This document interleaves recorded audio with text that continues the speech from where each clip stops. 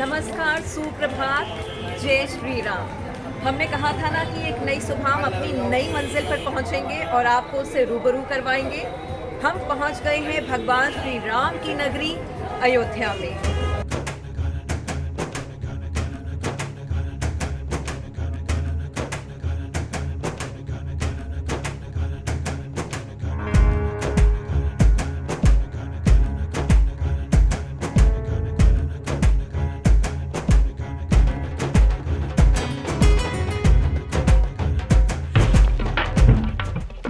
मैं भगवान के दर्शन करने के लिए सुबह ही निकल पड़ी, उन गलियों में जो भगवान राम के दर पर जाती हैं। दर्शन के लिए मेरा सबसे पहला पड़ाव हनुमान गढ़ ही था, यानी भगवान हनुमान जी का मंदिर।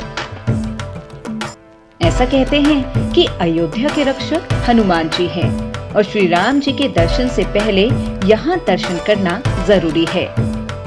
इसलिए मैं भी यहाँ सबसे पहले पहुंची।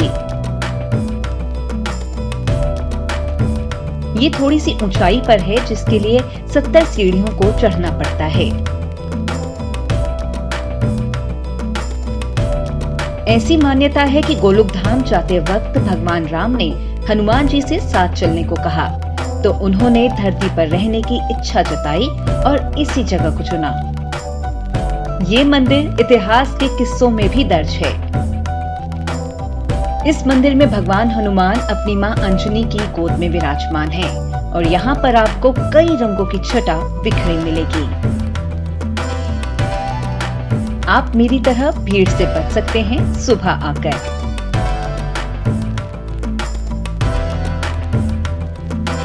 चारों तरफ सीताराम की गूंज है और इस बीच हम पहुंच गए हैं हनुमानगढ़ ही, यानी कि हनुमान जी के मंदिर। हमने भगवान हनुमान के दर्शन किए, अब हमारा रुख होगा श्री राम जन्मभूमि का।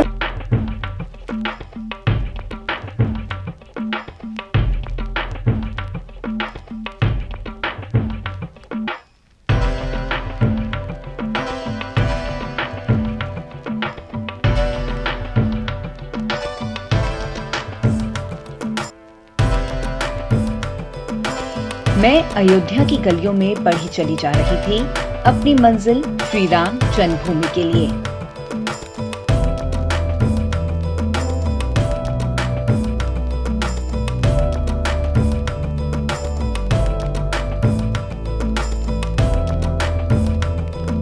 खबरों में देखा पढ़ा था कि रामलला को सालों साल टेंट में बिताने पड़े।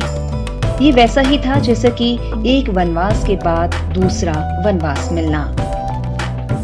आज उस जगह भव्य मंदिर का निर्माण चल रहा है और इसी की सुरक्षा को देखते हुए मुझे बिना कैमरे के ही दर्शन के लिए जाना था। जो रास्ता पीछे होकर जा रहा है, गुजर रहा है, ये भगवान श्री राम जन्मभूमि पर पहुंचता है। मैं दर्शन करके आ चुकी हूँ और बहुत ही मेरा सौभाग्य रहा कि मैंने बहुत अच्छे से दर्शन किए। भगवान श्री राम, लक्ष्मण, भरत, शत्रुघ्न चारों भाई बाल स्वरूप में विराजमान थे, साथ ही में हनुमान जी भी। और जो मुझे बहुत ही ज़्यादा अचंभे वाली और बहुत ही मेरे लिए सरप्राइजिंग जो इन्फॉर्मेशन थी वो कि वहाँ पर उन सभी पत्थरों का, उन सभी इमारतों का जो पत्थर मिले थे, अवशेष मिले थे, उनका भी जो है डिस्प्ले किया गया है, जो कि मस्जिद के नीचे से मिले थे। और जो सबसे ज़्यादा फैसिनेटिंग ये है कि यहाँ पर एक बहुत ही बड़ा मंदिर, भव्य मंदिर बनने जा रहा है, जिसका कंस्ट्रक्शन चल रहा है। लेकिन थोड़ा सा इन्फॉर्मेशन अब मैं आपको और दे दूँ ताकि आप लोग ध्यान में रखें। इस पॉइंट के बाद, खास तौर से इस पॉइंट के बाद आपको कैमरा या कोई भी इलेक्ट्रॉनिक गैजेट्स ले जाना अलाउ नहीं है, तो आप इन्हें लॉकर्स में रख सकते हैं। लॉकर्स फैसिलिटी यहाँ पर पेड भी अवेलेबल है और फ्री भी अवेलेबल है। और सबसे अच्छी बात कि आप खाली हाथ जाएं और भगवान के दर्शन करें, आंखें बंद करें और उन्हें नमन करें। जय श्री राम।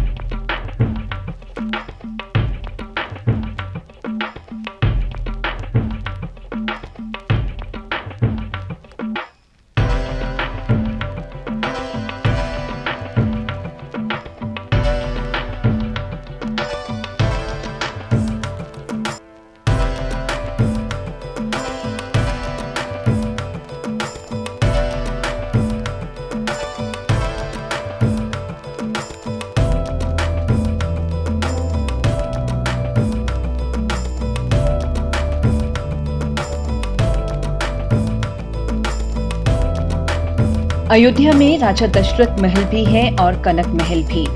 श्री राम जन्मभूमि से लौटते हुए रास्ते में पहले आता है दशरथ महल।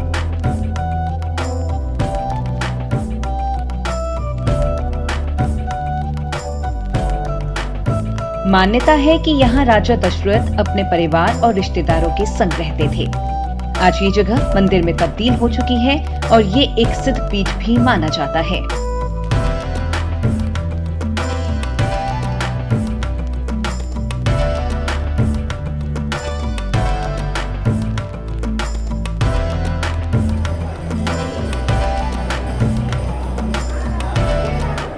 और मैं हूँ अभी दशरथ महल में।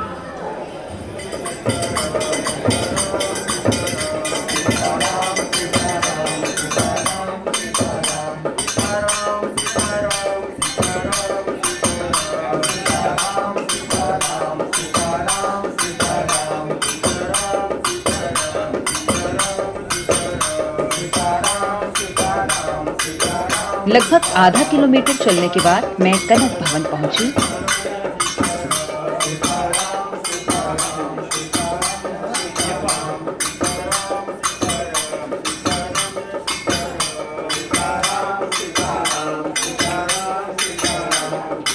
बड़े ही खूबसूरत दरवाजे से दाखिल होने के बाद रास्ता एक बड़े बरामदे में खुलता है, जिसके आगे गर्भगृह है।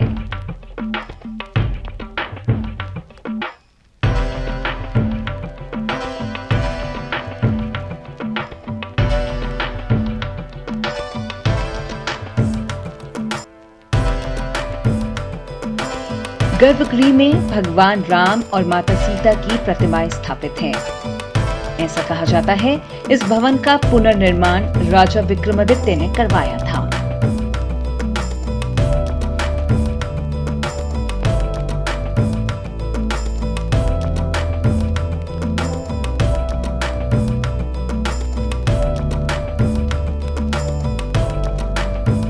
मैं इस वक्त हूँ कनक महल में, जो कि मेरा आखिरी पड़ाव है अयोध्या में।